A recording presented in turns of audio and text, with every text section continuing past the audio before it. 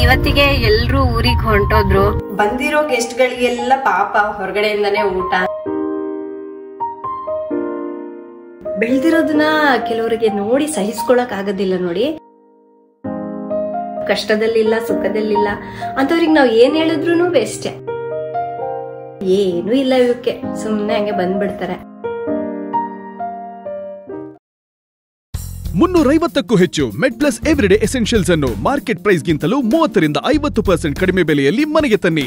ಹಿಂದೆ ನಿಮ್ಮ ಹತ್ತಿರದ ಮೆಡ್ಪ್ಲಸ್ ಸ್ಟೋರ್ಗೆ ಭೇಟಿ ನೀಡಿ. Hi friends, good morning. ನಾನಿವತ್ತು ಮಧ್ಯಾಹ್ನದಿಂದ ವ್ಲಾಗ್ ಮಾಡ್ತಾ ಇದ್ದೀನಿ. ಚಿನಿಮಾನ ಸ್ಕೂಲಿಂದ ಕರ್ಕೊಂಡು ಬರಲಿಕ್ಕೆ ರಾಜು ಜೊತೆ ನಮ್ಮ ಅತ್ತಿಗೆನೂ ಕೂಡ ಹೋಗ್ತಾ ಇದ್ದಾರೆ. ನಾವು ರಿಲೇಟಿವ್ಸ್ ಯಾರ್ದಾದ್ರೂ ಮನೆಗೆ ಹೋದಾಗ ಮಕ್ಕಳು ಸ್ಕೂಲಿಗೆ ಹೋಗಿರ್ತಾರೆ ನೋಡಿ, ಕರ್ಕೊಂಡು ಬರೋಕ್ಕೆ ತುಂಬಾ ಇಷ್ಟ ಆಗುತ್ತಲ್ಲ. ನಾವು ಕೂಡ ಹಾಗೆ ಮಾಡ್ತಾಯಿದ್ವಿ ಚಿಕ್ಕ ವಯಸ್ಸಿನಲ್ಲಿ. ಏನೋ ನಮ್ಮ ಅತ್ತಿಗೆನೂ ಚಿನಿಮಾ ಸ್ಕೂಲ್ ನೋಡಬೇಕು ಅಂತ ಹೇಳಿ ಇಷ್ಟಪಟ್ಟು ಹೋದರು. ಫ್ರೆಂಡ್ಸ್, ಇನ್ನು ಚಿನಿಮಾನು ಈಗ ತಾನೇ ಸ್ಕೂಲಿಂದ ಬಂದಳು. ಅವಳನ್ನು ರೆಡಿ ಮಾಡಬೇಕು. ಈಗ ಇವನಿಗೆ ಸ್ನಾನ ಮಾಡಿಸಿ ಮಲಗಿಸಿದ್ದೀನಿ. ಸೊ ಅವರೆಲ್ಲ ಸ್ವಲ್ಪ ಹೊರಗಡೆ ಹೋಗಿ ಬರ್ತಾರೆ. ಅಷ್ಟರಲ್ಲಿ ನಾನು ಬೇರೆ ಕೆಲಸಗಳೆಲ್ಲ ಸುಮಾರು ಹಾಗಾಗೆ ಬಿದ್ದುಬಿಟ್ಟಿದೆ. ಅದೆಲ್ಲ ಕೆಲಸಗಳು ಮಾಡ್ಕೊಂಡ್ಬಿಡ್ತೀನಿ. ಇವ್ನು ಮಲಗಿದ್ರೇನೆ ಒಂದು ದೊಡ್ಡ ಸಮಾಧಾನ ನನಗೆ. ಕೆಲಸಗಳು ಎಷ್ಟಾದರೂ ಮಾಡ್ಕೊಬಿಡ್ಬೋದು, ಬಟ್ ಇವನ್ನ ಎತ್ಕೊಂಡು ಮಾಡೋಕ್ಕಂದ್ರೆ ಸ್ವಲ್ಪ ಡಿಫಿಕಲ್ಟ್ ಆಗುತ್ತೆ. ಸಿನಿಮಾ ಬಾ, ರೆಡಿ ಮಾಡ್ತೀನಿ, ಹೋಗಂತೆ ನೀನು.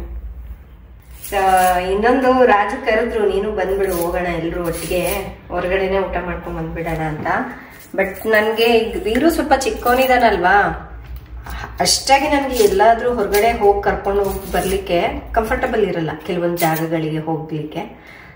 ಜೊತೆಗೆ ಬಿಸಿಲು ಬೇರೆ ಇವತ್ತು ಸಿಕ್ಕಾಪಟ್ಟೆ ಜಾಸ್ತಿ ಇದೆ. ಹಾಗಾಗಿ ನೀನು ಹೋಗೋದು ಬಿಡು ಅಂತ ಹೇಳಿ ನಾನು ಮನೇಲೇ ಇದ್ದೆ. ಅದಲ್ಲದೆ ನಾನು ಆ ಜಾಗಗಳೆಲ್ಲ ಸುಮಾರು ಸಲ ಹೋಗಿ ನೋಡ್ಕೊಂಡು ಬಂದಿದ್ದೀನಿ. ಮೈಸೂರಿಗೆ ನಾವು ಬಂದಿದ್ವಲ್ವಾ ಸ್ಟಾರ್ಟಿಂಗ್ನಲ್ಲಿ, 1 ಇಯರ್ ಏನೇನು ಜಾಗಗಳು ನೋಡಕ್ ಸಾಧ್ಯ ಆಗುತ್ತೋ ಅದೆಲ್ಲ ನೋಡ್ಕೊಂಡು ಬಂದಿದ್ದೀವಿ. ಹಾಗಾಗಿ ಮತ್ತೆ ಅದೇ ಜಾಗಕ್ಕೆ ಹೋಗ್ಬೇಕು ಅಂದ್ರೆ ಏನೋ ನನ್ಗೊಂಥರ ನೋಡಿದೀವಲ್ಲ ಬಿಡು ಅಂತ ಅನ್ಸತ್ತೆ. ಅಲ್ಲಿ ಏನಪ್ಪಾ ಅಂದ್ರೆ ದೀರು ಸ್ವಲ್ಪ ಹಠ ಮಾಡಿದ್ರೆ ನನಗೆ ಇಂಟ್ರೆಸ್ಟೇ ಹೊಂಟೋಗ್ಬಿಡತ್ತೆ.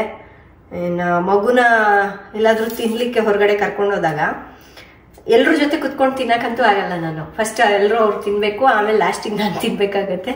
ನನ್ಗಂಗೆ ಸಮಾಧಾನನೇ ಆಗಲ್ಲ.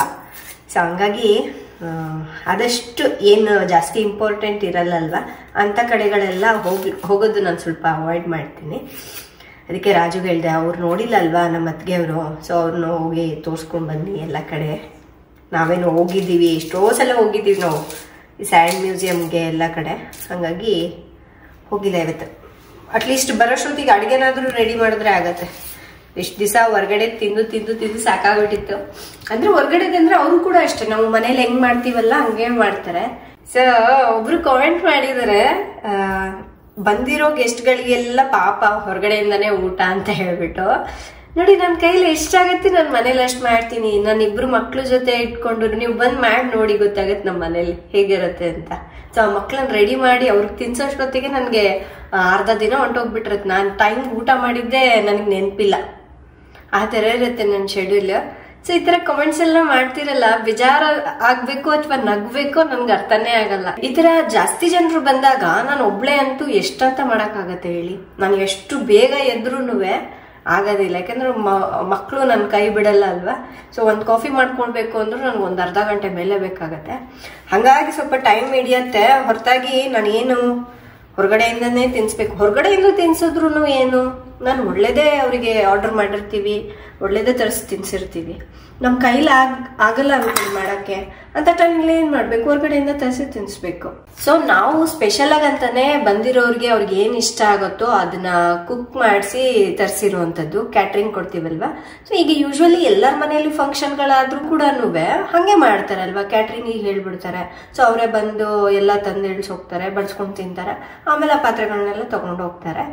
ಸೊ ನಾನು ನೋಡಿರೋ ಪ್ರಕಾರ ಜಾಸ್ತಿ ಜನ ಮನೆಗೆ ಬಂದ್ರು ಅಂದ್ರೆ ಇದೇ ತರ ಮಾಡ್ತಾರೆ. ಸೊ ನಮ್ಗೆ ಇದು ಅನುಕೂಲವಾಗಿದೆ. ಹಾಗಾಗಿ ನಾವು ಕೂಡ 1-2 ದಿವಸ ಹೊರಗಡೆ ತಿಂದ್ರೆ ಏನ್ ತಪ್ಪಿಲ್ಲ. ಅದೊಂದೇ ಸೇಮ್ ಮನೆ ಊಟ ಹೆಂಗಿರುತ್ತಲ್ವಾ ಆ ತರನೇ ಮಾಡಿದ್ರಪ್ಪ. ಹಾಗಾಗಿ ನಾವು ಫಸ್ಟ್ ಇಂದನೂ ಅವ್ರ ಹತ್ರನೇ ತರಿಸ್ತಿದ್ವಿ, ಹಂಗಾಗಿ ತರಿಸಿದ್ವಿ ಅವ್ರ ಹತ್ರನೇ.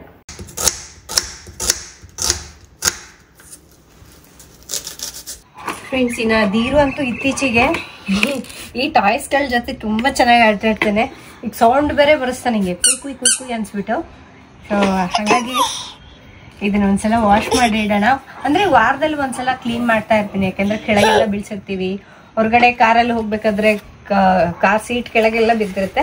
ಹಾಗಾಗಿ ವಾರದಲ್ಲಿ ಒಂದ್ಸಲ ಈ ತರ ವಾಶ್ ಮಾಡಿ ಇಟ್ಬಿಡ್ತೀನಿ. ಇನ್ನ ಈ ಟಾಯ್ಸ್ ಗಳೆಲ್ಲ ವಾಶ್ ಮಾಡ್ಲಿಕ್ಕೆ ಮತ್ತೆ ಫೀಡಿಂಗ್ ಬಾಟಲ್ಗಳನ್ನ ವಾಶ್ ಮಾಡ್ಲಿಕ್ಕೆ ಲವ್ಲ್ಯಾಪ್ ಅವರ ಬೇಬಿ ಲಿಕ್ವಿಡ್ ಕ್ಲಿನ್ಸರ್ ನ ಯೂಸ್ ಮಾಡ್ತೀನಿ. ಅದು ಅಲ್ಲದೆ ಮಕ್ಕಳು ಆ ಟಾಯ್ಸ್ ಗಳನ್ನೆಲ್ಲ ಬಾಯಲ್ಲಿ ಹಾಕೊಳ್ತಾ ಇರ್ತಾರೆ ಪದೇ ಪದೇ. ಅದಕ್ಕಾಗಿ ಅವಾಗವಾಗ ಕ್ಲೀನ್ ಮಾಡಿ ಇಡೋದು ತುಂಬಾನೇ ಒಳ್ಳೇದು. ಸೊ ಏನಿಲ್ಲ, ಇದು ಕ್ಲೀನ್ ಮಾಡೋದು ತುಂಬಾನೇ ಈಸಿ. ಅಂದ್ರೆ ಮಕ್ಕಳು ಟಾಯ್ಸ್ ಎಷ್ಟಿರುತ್ತೋ ಅದ್ರ ಮೇಲೆ ನೀವು ಈ ಲಿಕ್ವಿಡ್ ನ ಹಾಕೋಬೇಕಾಗತ್ತೆ. ಸೊ ಫಸ್ಟ್ ಬಕೆಟ್ ನೀರ್ಗೆ ಸ್ವಲ್ಪ ಈ ಲಿಕ್ವಿಡ್ ತಗೊಳ್ತೀನಿ. ನಾನು ಯೂಶುವಲಿ 10 ಡೇಸ್ಗೆ ಒನ್ಸ್ ಈ ಥರ ಮಾಡ್ತಾ ಇರ್ತೀನಿ. ಏನಿಲ್ಲ, ಸಿಂಪಲ್ ಬಕೆಟ್ಗೆ ಈ ಥರ ನೀರು ಹಾಕೊಂಡ್ಬಿಟ್ಟು ಕ್ಲಿನ್ಸರ್ನ ಹಾಕ್ಬಿಟ್ಟು ಆನಂತರ ಟಾಯ್ಸ್ನ ಹಾಕಿ ಕ್ಲೀನ್ ಮಾಡೋದು. ಹಾಗೆ ನಾನು ಚಿನ್ನಿಮದು ಮತ್ತೆ ದೀರು ಬಟ್ಟೆ ವಾಶ್ ಮಾಡ್ಲಿಕ್ಕೆ ಅಂತ ಹೇಳ್ಬಿಟ್ಟು ಬೇಬಿ ಲಿಕ್ವಿಡ್ ಡಿಟರ್ಜೆಂಟ್ ಅನ್ನ ಯೂಸ್ ಮಾಡ್ತೀನಿ.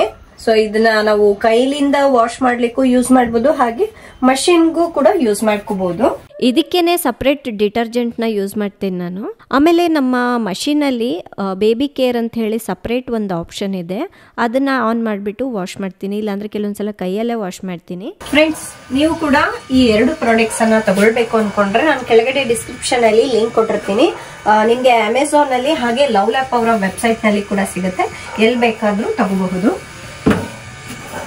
ಇನ್ನು ನಮ್ಮ ಟೆರೆಸ್ ಗಾರ್ಡನಲ್ಲಂತೂ ದಿನಾಲೂ ಒಂದೊಂದು ಥರದ ಹೂಗಳನ್ನಂತೂ ನೋಡ್ತಾನೆ ಇರ್ತೀವಿ.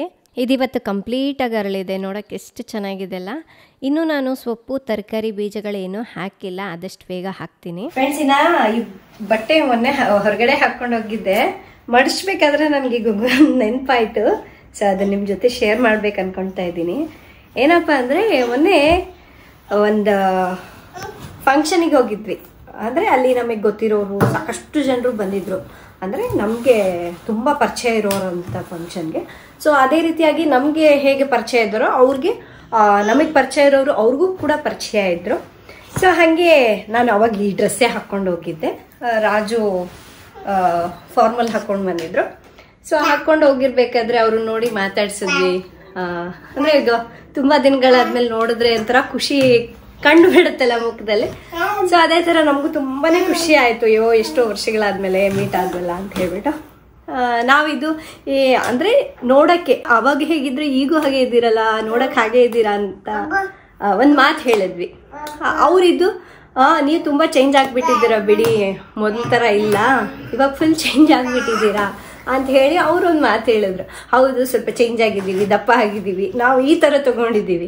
ಬಟ್ ಅವರಿದ್ದು ಆ ತರ ಎಲ್ಲ ಚೇಂಜ್ ಆಗಕ್ ಹೋಗ್ಬಾರ್ದು, ನಾವು ಮೊದ್ಲು ಹೆಂಗಿರ್ತೀವೋ ಅದ್ ಮರಿಬಾರ್ದು, ಮೊದ್ಲು ಹೆಂಗಿರ್ತೀವೋ ಹಂಗೆ ಇರ್ಬೇಕು ಅಂತ ಹೇಳಿದ್ರು. ನನ್ಗೆ ಆ ಕ್ಷಣ ಅರ್ಥ ಆಗ್ಲಿಲ್ಲ, ಏನಕ್ಕೆ ಈ ರೀತಿ ಹೇಳಿದ್ರು ಅಂತ. ಸೊ ಆಮೇಲೆ ಸ್ವಲ್ಪ ಹೊತ್ತು ಆದ್ಮೇಲೆ ಅವ್ರು ಮಾತಾಡೋ ಏನು ಹೇಳ್ತಾರೆ ಮಾತುಗಳಿದೆ ಅಲ್ವಾ. ಸೊ ಅದನ್ನ ನೋಡಿ ಆಮೇಲೆ ಸ್ವಲ್ಪ ನಾನು ಥಿಂಕ್ ಮಾಡ್ಲಿಕ್ಕೆ ಸ್ಟಾರ್ಟ್ ಮಾಡಿದೆ, ಏನಕ್ಕೆ ಈ ತರ ಹೇಳಿದ್ರು ಅಂತ. ನಾನೊಂದು ಉದಾಹರಣೆ ಹೇಳ್ತೀನಿ, ಅದೇ ಅಂತ ಅಲ್ಲ. ಸೊ ಈಗ ನೋಡಿ, ಯೂಶ್ವಲ್ ಆಗಿ ನಾವು ಎಲ್ಲಾದ್ರೂ ಹೊರಗಡೆ ಹೋಗಿರ್ತೀವಿ, ಈ ಥರನೇ ಫಂಕ್ಷನ್ಗಳಿಗೆ ಎಲ್ಲಾದರೂ. ಸೊ ಅವ್ರನ್ನ ಕಂಡು ಮಾತಾಡ್ಸಿರ್ತೀವಿ. ನಾವೇನೋ ಒಂದು ಒಳ್ಳೆ ಬಟ್ಟೆ ಹಾಕಿರ್ಬೋದು ಅಥವಾ ಗೋಲ್ಡ್ ಹಾಕಿರ್ಬೋದು. ಅಂದ್ರೆ ಈ ಗೋಲ್ಡ್ ಅಂದ್ರೆ ನಾವ್ ಎಷ್ಟೋ ವರ್ಷಗಳಿಂದ ಸ್ವಲ್ಪ ಸ್ವಲ್ಪ ಹಣ ಕೂಡಿಟ್ಟು ಮಾಡಿಸ್ಕೊಂಡಿರ್ತೀವಿ, ಒಂದೇ ಸಲ ತಗೊಂಡಿರಲ್ಲ, ಮಾಡಿಸಿರ್ತೀವಿ.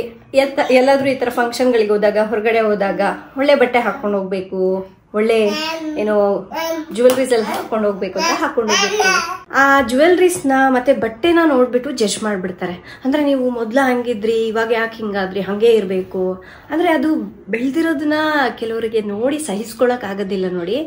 ಅದನ್ನ ಮಾತಿನಲ್ಲಿ ಅಂದ್ರೆ ಅವ್ರು ನೋಡಿದ ತಕ್ಷಣ ಅನ್ಬೇಕು ಅನ್ನೋದು ಬಂದೇ ಬಿಡತ್ತೆ. ಈಗ ನೋಡಿ, ಒಬ್ಬ ಮನುಷ್ಯ ಏನೂ ಇಲ್ದಾಗ ಅವ್ರ ಹತ್ರ ಹೋಗಿ ಮಾತಾಡಿದಾಗ ಇವ್ನು ಏನು ಇಲ್ಲ ಅಂತ ಹೇಳ್ಬಿಟ್ಟು ರೆಸ್ಪೆಕ್ಟ್ ಕೊಡೋದೇ ಬಿಟ್ಬಿಡ್ತಾರೆ. ಅದೇ ಆ ಮನುಷ್ಯ ಸ್ವಲ್ಪ ಚೆನ್ನಾಗಾಗ್ಬಿಟ್ಟು ಹೋದ, ಮಾತಾಡ್ದ ಅಂದ್ರೆ ಇವ್ನು ನೋಡಿ, ಇವ್ನು ಮಾತಾಡಕ್ ಬಂದಿದ್ದಾನೆ, ಇವ್ನಿಗೆ ಎಷ್ಟು ಸೊಕ್ಕಿದೆ ಅಂತ ಹೇಳಿ ಮಾತಾಡ್ತಾರೆ. ಏನಾದ್ರೂ ಇದ್ರೂ ಕಷ್ಟ, ಇಲ್ಲಿಲ್ಲ ಅಂದ್ರೂ ಕಷ್ಟ ಜನರಿಗೆ. ಸೊ ನನಗೆ ಇಂಥದ್ದೆಲ್ಲ ಎಕ್ಸ್ಪೀರಿಯನ್ಸ್ ಮಾಡಿದಾಗ ಇವನ್ನೆಲ್ಲ ಹೆಂಗ್ ಫೇಸ್ ಮಾಡಬೇಕು. ಈಗ ನಿಮ್ಗೂ ಈ ತರ ಆಗಿರತ್ತೆ ಲೈಫ್ನಲ್ಲಿ, ಒಬ್ಬರಾದ್ರೂ ಸಿಕ್ಕಿರ್ತಾರೆ ಅಲ್ವಾ ನಮ್ಮ ಜೀವನದಲ್ಲಿ, ಒಬ್ರೇನು ಸುಮಾರು ಜನ ಸಿಕ್ಕಿರ್ತಾರೆ. ಆ ಟೈಮ್ನಲ್ಲಿ ನಮ್ಗೆ ಕೆಲವೊಂದ್ಸಲ ಸಿಟ್ಟು ಬಂದ್ಬಿಡುತ್ತೆ. ನಾವು ಪಟ್ಟ ಕಷ್ಟ ನಮಗೆ ಗೊತ್ತು, ಅವ್ರಿಗೆ ಏನ್ ಗೊತ್ತು ಅಂತ ಹೇಳ್ಬಿಟ್ಟು ನಾವು ಅವರಿಗೆಲ್ಲ ಆನ್ಸರ್ ಹೇಳೋ ಅಗತ್ಯನೇ ಇಲ್ಲ. ಯಾಕೆಂದ್ರೆ ನಮ್ ಕಷ್ಟದಲ್ಲಿಲ್ಲ, ಸುಖದಲ್ಲಿಲ್ಲ ಅಂತವ್ರಿಗೆ ನಾವು ಏನ್ ಹೇಳಿದ್ರು ವೇಸ್ಟೆ. ನೀವು ಈ ತರ ಏನಾದ್ರು ಫೇಸ್ ಮಾಡಿದ್ರೆ, ನಿಮ್ ಸಿಚುವೇಶನ್ ಅಂದ್ರೆ ಆ ತರ ಇರ್ಬೇಕಾದ್ರೆ ಅದನ್ನ ನೀವು ಹೇಗ್ ಫೇಸ್ ಮಾಡಿದ್ರಿ ಅಂದರೆ ಅವ್ರ ಹತ್ರ ಮಾತಾಡೋದಾಗಿರ್ಬಹುದು, ಅಥವಾ ಕೆಲವ್ರು ಏನು ಮಾಡ್ತಾರೆ ಗೊತ್ತಾ, ಮಾತೇ ಬಿಟ್ಬಿಡ್ತಾರೆ. ಇನ್ನು ಕೆಲವರು ಚೆನ್ನಾಗಿರ್ತಾರೆ, ಸ್ವಲ್ಪ ಸ್ವಲ್ಪವಾಗಿ ಮಾತಾಡ್ತಿರ್ತಾರೆ, ಅಷ್ಟಕ್ಕಷ್ಟೇ ಇರ್ತಾರೆ. ಬಟ್ ನೀವು ಇದನ್ನ ಹೇಗೆ ರಿಸೀವ್ ಮಾಡ್ಕೊಳ್ತೀರಾ? ಅಂದರೆ ಮಾತಾಡೋದನ್ನೇ ಬಿಟ್ಬಿಡ್ತೀರಾ, ಅವರಿಂದ ದೂರ ಇರ್ತೀರಾ, ಅಥವಾ ಚೆನ್ನಾಗಿರ್ತೀರಾ, ಅಷ್ಟಕ್ಕಷ್ಟೇ ಇರ್ತೀರಾ? ಸೊ ಕಾಮೆಂಟ್ ಮಾಡಿ. ಬಟ್ ನಾವೇನು ಮಾಡ್ತೀವಿ ಗೊತ್ತಾ, ಅಂಥವ್ರ ಹತ್ರ ಚೆನ್ನಾಗೇ ಇರ್ತೀವಿ, ಅಂದರೆ ನಿಷ್ಠುರ ಆಗಕ್ಕೆ ಹೋಗಲ್ಲ. ಯಾಕೆಂದರೆ ನಮ್ಮ ಮನಸ್ಸಲ್ಲಿ ಅವ್ರ ಮೇಲೆ ಯಾವುದೇ ರೀತಿ ಕಹಿ ಭಾವನೆ ಇಲ್ಲ. ಸೊ ನಾವೇ ಹೇಗೆ ಗೊತ್ತಾ, ನಾವು ಬೆಳೆಯೋದ್ರ ಜೊತೆಗೆ ಎಲ್ಲರೂ ಬೆಳಿಬೇಕು ಅಂತ ಬಯಸ್ತೀವಿ. ಬರೀ ನಾವಷ್ಟೇ ಉದ್ಧಾರ ಆಗಬೇಕು, ಇನ್ನೆಲ್ಲರೂ ಹಾಳಾಗೋಗ್ಬೇಕು ಅಂತ ಹೇಳಿ ಬಯಸೋದಿಲ್ಲ. ಸೊ ಹಾಗಾಗಿ ನಮಗೆ ಆ ಥರ ಥಾಟೇ ಬರೋದಿಲ್ಲ. ಅಂದ್ರೆ ಓಕೆ ಅವ್ರು ಇನ್ನೂ ಯಾವ ಲೆವೆಲಲ್ಲಿ ಇದ್ದಾರೆ ಅಂತ ಹೇಳಿ ಥಿಂಕ್ ಮಾಡ್ತೀವಿ. ನಾವು ಅದಕ್ಕಿಂತ ಹೈ ಲೆವೆಲಲ್ಲಿ ಥಿಂಕ್ ಮಾಡಬೇಕು, ಅವ್ರು ಚೆನ್ನಾಗಿರ್ಬೇಕು ಅಂತ ಹೇಳಿ ಬಯಸ್ಬೇಕು. ಯಾಕೆಂದ್ರೆ ಇರೋದು ಒಂದು ಲೈಫ್, ಇದ್ದವ್ರನ್ನೆಲ್ಲರನ್ನ ಕೆಡ್ಸ್ಕೊಳಕ್ ಹೋಗ್ಬಾರ್ದು. ಕೆಲವರು ಅವ್ರಿಗೆ ಇಷ್ಟ ಇಲ್ಲದೆ ಅವರೇ ಬಿಟ್ಟು ಹೋಗ್ತಾರ, ಅಂಥವ್ರ ಬಗ್ಗೆ ತಲೆ ಕೆಡ್ಸ್ಕೊಳಕ್ ಹೋಗ್ಬಾರ್ದು. ಬಟ್ ಅಟ್ಲೀಸ್ಟ್ ನಾವ್ ಎಲ್ಲರ ಜೊತೆ ನಕ್ಕೊಂತ ಖುಷಿಯಾಗಿರ್ಬೇಕು ಅನ್ನೋದು ನಾನು ಲೈಫ್ನಲ್ಲಿ ಕಲ್ತಿದ್ದೀನಿ. ನಂಗೆ ರಾಜು ಯಾವಾಗ್ಲೂ ಒಂದ್ ಮಾತು ಹೇಳ್ತಿರ್ತಾರೆ, ಅಲ್ಲ ರಾಜು ಇಂಥವ್ರೆಲ್ಲ ಸಿಕ್ಕರೆ ಹೆಂಗೆ ಇವ್ರುಗಳ ಅಂತ ಹೇಳ್ಬಿಟ್ಟು. ಬಟ್ ಅವ್ರು ಅಷ್ಟು ತಲೆ ಕೆಡ್ಸ್ಕೊಳಕ್ಕೆ ಹೋಗಲ್ಲ. ಹೆಣ್ಮಕ್ಳು ನಾವು ಸ್ವಲ್ಪ ಜಾಸ್ತಿ ಮನ್ಸಿಗೆ ಹಚ್ಕೊಂಡ್ಬಿಡ್ತೀವಿ. ಸೊ ಇಂಥವೆಲ್ಲ ಜಾಸ್ತಿ ಕೇಳಿಸ್ಕೊಂಡಾಗ ನನ್ಗೆ ತಲೆ ಕೆಟ್ಟು ಹೋಗ್ಬಿಟ್ಟು ಸಿಟ್ಟು ಬಂದ್ಬಿಡತ್ತೆ. ಬಟ್ ರಾಜು ಅದನ್ನ ಕೂಲಾಗಿ ತಗೊಂಡ್ಬಿಡ್ತಾರೆ. ನಾನು ಅದೇ ಕೇಳ್ತಿರ್ತೀನಿ, ಇಂಥ ದೊಡ್ಡ ಮ್ಯಾಟ್ರನ್ನ ಕೂಡ ನೀವು ಎಷ್ಟು ಈಸಿಯಾಗಿ ಕೂಲಾಗಿ ತಗೊಳ್ತೀರಲ್ಲ, ಅದು ಹೇಗೆ ಅಂತ ಹೇಳ್ಬಿಟ್ಟು. ಅವಾಗ ಅವರು ಒಂದ್ ಮಾತು ಹೇಳಿದ್ರು ನನ್ಗೆ, ಅದನ್ನ ಕೇಳ್ಬಿಟ್ಟು ಹೌದಲ್ಲ, ಕರೆಕ್ಟ್ ಅಲ್ವಾ, ಹೀಗೆ ಇರ್ಬೇಕು ಅಂತ ಅನ್ಸ್ಬಿಡ್ತು ನನ್ಗೆ. ಅದೇನಪ್ಪಾ ಅಂದ್ರೆ, ನಾವೆಷ್ಟೇ ಶ್ರೀಮಂತರಾದ್ರೂ ನಮ್ಗಿಂತ ಶ್ರೀಮಂತರು ಇದ್ದೇ ಇರ್ತಾರೆ, ನಾವೆಷ್ಟೇ ಬಡವರಾದ್ರೂ ನಮ್ಗಿಂತ ಬಡವರು ಇದ್ದೇ ಇರ್ತಾರೆ ಅಂತ. ಸೊ ಈ ಮಾತು ನನ್ನ ಹಾರ್ಟಿಗೆ ಟಚ್ ಆಗ್ಬಿಡುತ್ತೆ ಹೇಳ್ಬೇಕಂದ್ರೆ. ಸೊ ನಮ್ಗೆ ಆ ಸೊಕ್ಕು ಬೇಡ, ನಮ್ ಲೈಫ್ ಸ್ಟೈಲ್ ಏನಿದೆಯೋ ಅದ್ರಲ್ಲಿ ಇರೋಣ. ಅವ್ರು ಸೊಕ್ಕು ತೋರಿಸಿದಾರೆ ಅಂತ ಹೇಳಿ ನಾವು ಸೊಕ್ಕು ತೋರ್ಸೋದ್ ಬೇಡ. ಸೊ ನಾವು ಒಳ್ಳೇದ್ ಮಾಡ್ತಾ ಇದ್ರೆ ನಾವು ಅದನ್ನ ಒಳ್ಳೇದನ್ನ ಕಂಟಿನ್ಯೂ ಮಾಡ್ಕೊಂಡು ಹೋಗೋಣ ಅಂತ ಹೇಳಿ ರಾಜು ಹೇಳ್ತಿರ್ತಾರೆ ನಂಗೆ. ಅಷ್ಟೇ ಅಲ್ವಾ, ಅಂತ ಕೆಟ್ಟವ್ರು ನೋಡ್ಬಿಟ್ಟು ನಾವು ಫಾಲೋ ಮಾಡಿ ಕೆಟ್ಟವ್ರಾಗೋದಕ್ಕಿಂತ ಸೊ ನಮ್ದೇನಿದೆಯೋ ಅದನ್ನ ಫಾಲೋ ಮಾಡೋದು ತುಂಬಾ ಉತ್ತಮ. ಇಷ್ಟು ದಿವಸ ನಾವು ಅದನ್ನ ಮಾಡ್ಕೊಂಡು ಬಂದಿರೋದಕ್ಕೆ ನಾವು ಈ ಮಟ್ಟಕ್ಕೆ ಬೆಳೆದಿದ್ದೀವಿ. ಅದಕ್ಕಾಗಿ ನಾವು ಅಂಥವ್ರ ಬಗ್ಗೆ ತಲೆನೇ ಕೆಡ್ಸ್ಕೋಬಾರ್ದು ಅಂತ ಹೇಳಿ ರಾಜು ನನಗೆ ಪ್ರತಿ ಸಲ ನಾನು ಬೇಜಾರು ಮಾಡ್ಕೊಂಡಾಗೆಲ್ಲ ನನಗೆ ಈ ಥರ ಧೈರ್ಯ ಹೇಳ್ತಿರ್ತಾರೆ. ಸೊ ಇದನ್ನ ನಾನು ಯಾಕೆ ನಿಮ್ಮ ಜೊತೆ ಶೇರ್ ಮಾಡಿದೆ ಅಂದರೆ, ಸೊ ಈ ಥರ ಪ್ರತಿಯೊಬ್ಬರ ಮನೆಯಲ್ಲೂ ಕೂಡ ನಡೆದಿರೋವಂಥದ್ದೇ. ಬಟ್ ಏನಪ್ಪಾ ಅಂದರೆ ಅವರು ನಾವೇನು ಮಾಡ್ಬಿಡ್ತೀವಿ ಗೊತ್ತೇ, ಕೆಲವರು ಮನಸ್ಸಲ್ಲಿ ಇಟ್ಕೊಂಡ್ಬಿಟ್ಟು ಅದನ್ನ ರಾಶಿಗಟ್ಲೆ ಅವ್ರ ಮೇಲೆ ಕೋಪ ಮಾಡಿಕೊಂಡು ಅವ್ರು ಟೈಮ್ ಬಂದಾಗ ತೋರಿಸ್ಬೇಕು ಅಂತೇಳಿ ನಮ್ಮ ಟೈಮ್ನ ವೇಸ್ಟ್ ಮಾಡ್ಕೊಳ್ತಾ ಇರ್ತೀವಿ. ಸೊ ಆ ಥರ ಮಾಡಿದೆ ಅಂಥವ್ರ ಬಗ್ಗೆ ಜಾಸ್ತಿ ತಲೆನೇ ಕೆಡ್ಸ್ಕೊಳ್ಬಾರ್ದು, ಅಂಥವ್ರ ಬಗ್ಗೆ ಥಿಂಕೇ ಮಾಡಬಾರ್ದು. ನಾವು ಅವ್ರ ಬಗ್ಗೆ ಯೋಚನೆ ಮಾಡ್ತಾ ಇದ್ರೆ ನಮ್ಮ ಗೋಲ್ಸ್ ಬಗ್ಗೆ ಮತ್ತು ನಮ್ಗೆ ಏನಿದೆ ನಮ್ಮ ಸ್ಟ್ರೆಂತ್ ಬಗ್ಗೆ ನಾವು ತಲೆ ಕೆಡ್ಸ್ಕೊಳ್ಳೋದಿಲ್ಲ, ಅದ್ರ ಬಗ್ಗೆ ನಾವು ಚಿಂತೆನೆ ಮಾಡೋದಿಲ್ಲ. ಬರೀ ಅವ್ರ ಬಗ್ಗೆನೇ, ಅವ್ರಿಗೆ ಯಾವಾಗ ಸಿಗ್ತಾರೆ, ಅವ್ರಿಗೆ ಯಾವಾಗ ಬೈಬೇಕು, ನನ್ಗೆ ಆ ಥರ ಚಾನ್ಸ್ ಯಾವಾಗ ಸಿಗತ್ತೆ ಅಂಥದ್ದನ್ನು ಯೋಚನೆ ಮಾಡ್ತೀವಿ. ಸೊ ಇಂಥದ್ರಿಂದ ನಮ್ಮ ಟೈಮ್ ಹಾಳಾಗತ್ತೆ, ನಮ್ಮ ಆರೋಗ್ಯ ಕೆಡತ್ತೆ, ಮತ್ತು ನಾವು ಏನು ಗೋಲ್ಸ್ ಇರತ್ತಲ್ವ ಅದನ್ನು ರೀಚ್ ಆಗಕ್ಕಂತೂ ಆಗೋದಿಲ್ಲ.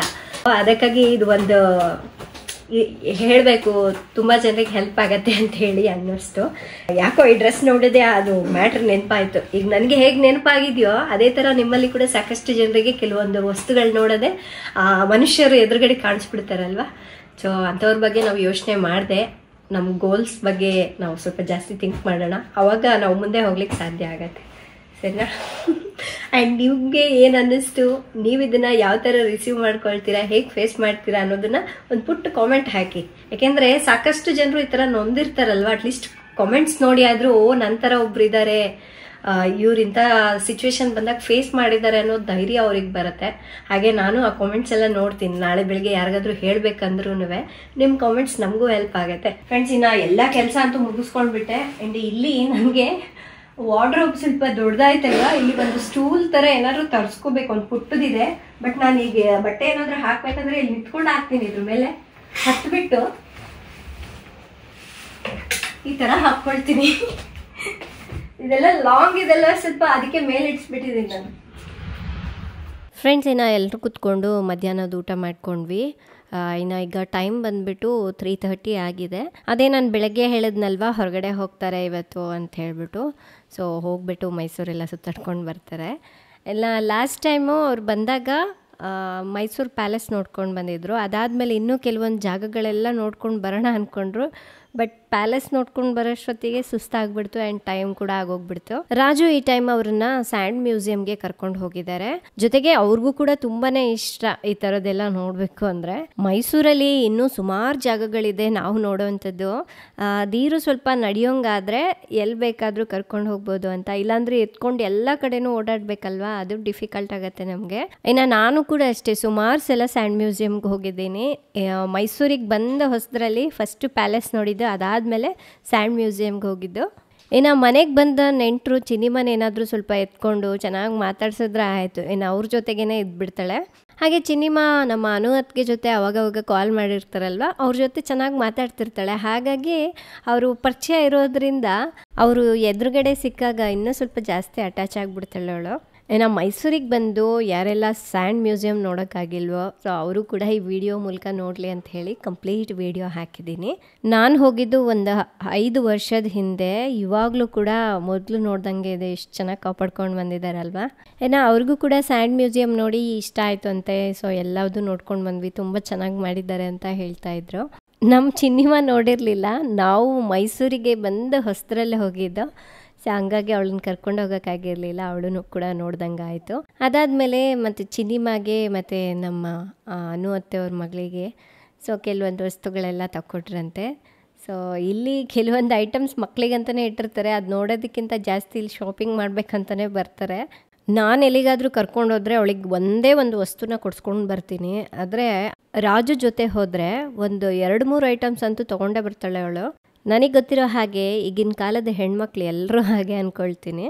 ಇನ್ನು ಸ್ಯಾಂಡ್ ಮ್ಯೂಸಿಯಂ ಸ್ವಲ್ಪ ಮುಂದೆ ಬಂದರೆ ಇನ್ನೊಂದು ಮ್ಯೂಸಿಯಂ ಸಿಗುತ್ತೆ.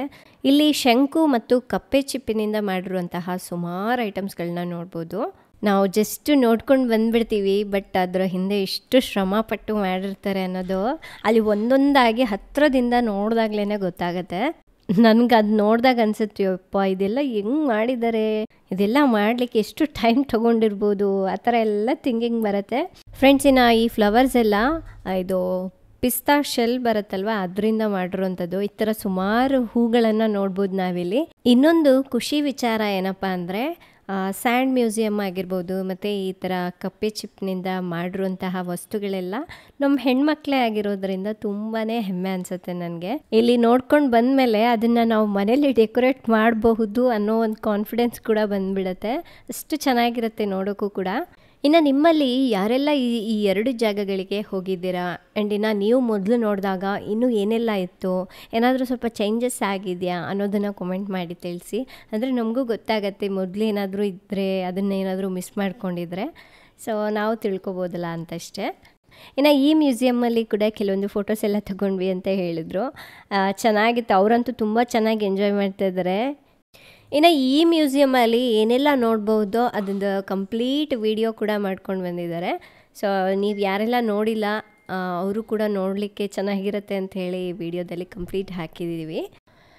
ನಾವು ಮನೆಯಲ್ಲಿ ಕೆಲವೊಂದು ವಸ್ತುಗಳನ್ನು ವೇಸ್ಟ್ ಅಂತ ಹೇಳಿ ಬಿಸಾಕ್ತೀವಲ್ವ, ಸೊ ಅದರಿಂದನೂ ಕೂಡ ಇಲ್ಲಿ ಚೆನ್ನಾಗಿ ಅಲಂಕಾರ ಮಾಡಿದರು. ಸೊ ನೀವು ಒಂದು ವೇಳೆ ಮೈಸೂರವರೇ ಆದರೂ ಇಲ್ಲ ಬೇರೆ ಕಡೆಯಿಂದ ಏನಾದರೂ ಜಾಗಗಳನ್ನ ನೋಡೋಕ್ಕೆ ಮೈಸೂರಿಗೆ ಬಂದರೆ ಈ ಜಾಗನ ಮಿಸ್ ಮಾಡದೆ ನೋಡ್ಕೊಂಡು ಬನ್ನಿ ಅಂತ ಹೇಳ್ತೀನಿ. ಮಕ್ಕಳಿಂದ ಹಿಡಿದು ದೊಡ್ಡವ್ರವರೆಗೂ ಎಲ್ರಿಗೂ ತುಂಬ ಇಷ್ಟ ಆಗುತ್ತೆ. ಸೊ ಇಲ್ಲಿ ವಿಧವಾದಂತಹ ಶಂಖುಗಳನ್ನು ನೋಡಬಹುದು. ಇದು ನೋಡಿದ್ಮೇಲೆ ಅನಿಸುತ್ತೆ ಇಷ್ಟೊಂದು ಥರದ ಶಂಖುಗಳಿದೆಯಾ ಅಂತ ಹೇಳಿಬಿಟ್ಟು. ಆ್ಯಂಡ್ ಇನ್ನು ಈ ಜಾಗಗಳನ್ನೆಲ್ಲ ನೋಡಿಕೊಂಡು ಮನೆಗೆ ಬಂದರು. ಇದು ಬರೋಷ್ಟೊತ್ತಿಗೆ ಅವರಿಗೆ ಒಂದು ಅರೌಂಡ್ 5:30 ಆಗೋಗ್ಬಿಟ್ಟಿತ್ತು. ಇನ್ನು ಊರಿಗೆ ಬೇರೆ ಹೊರಡಬೇಕಿತ್ತಲ್ವ, ಸೊ ಅವ್ರು ಬರೋಷ್ಟೊತ್ತಿಗೆ ನಾನು ಬಾಕ್ಸ್ ಎಲ್ಲ ರೆಡಿ ಮಾಡಿದ್ದೆ. ನಮ್ಮ ಅತ್ತಿಗೆಯವರು ಟ್ರೈನ್ಗೆ ಹೋಗ್ತಾ ಇರೋದ್ರಿಂದ ಸೊ ಇನ್ನು ಅವರಿಗೆ ನೈಟ್ ಡಿನ್ನರ್ ಬಾಕ್ಸ್ ಎಲ್ಲ ರೆಡಿ ಮಾಡಬೇಕಾಗಿತ್ತು, ಅದನ್ನು ಕೂಡ ಮಾಡಿಬಿಟ್ಟೆ. ಇನ್ನು ಇವತ್ತು ಯಾಕೋ ಮಧ್ಯಾಹ್ನದಿಂದ ಮಳೆ ಹಿಡ್ಕೊಂಡ್ಬಿಟ್ಟಿದೆ, ಬರ್ತಾನೆ ಇತ್ತು ಮಳೆ ಅಂತೂ. ಇನ್ನು ಅವರು ಕೂಡ ಬಂದ ಮೇಲೆ ಬ್ಯಾಗ್ಗಳನ್ನೆಲ್ಲ ರೆಡಿ ಮಾಡಿಕೊಂಡು ಟೀ ಕುಡ್ಕೊಂಡು ಈಗ ಹೊರಟಿದ್ದಾರೆ. ಜೊತೆಗೆ ನಾನು ರಾಜು ಬಿಟ್ಟು ಬರಲಿಕ್ಕೆ ಅಂತ ಹೇಳಿ ಹೊರಟಿದ್ದೀವಿ. ನಮ್ಮ ಮನೆಗೆ ಬಂದಿರೋ ಗೆಸ್ಟ್ಗಳೆಲ್ಲ ಊರಿಗೆ ಹೋಗ್ತಾರೆ, ಅವ್ರನ್ನ ಕಳಿಸ್ಕೊಡ್ಬೇಕಂದ್ರೆ ತುಂಬಾ ಬೇಜಾರಾಗುತ್ತೆ ನಮಗೆ. ಫ್ರೆಂಡ್ಸ್, ಇವತ್ತಿಗೆ ಎಲ್ಲರೂ ಊರಿಗೆ ಹೊಂಟೋದ್ರು, ಮನೆಯೆಲ್ಲ ಖಾಲಿ ಖಾಲಿ ಅನ್ನಿಸ್ತಾ ಇದೆ. ನಮ್ಮ ರಾಜು ಅವ್ರ ಅಕ್ಕನ ಮಗ ಒಬ್ಬನೇ ಇದ್ದಾನೆ, ಅವ್ನು ನಾಳೆ ಹೊರಡ್ತಾನೆ. ಚೆನ್ನಾಗಿತ್ತು 3 days ಹೆಂಗ್ ಕಳೀತ ಅನ್ನೋದೇ ಗೊತ್ತಾಗ್ಲಿಲ್ಲ.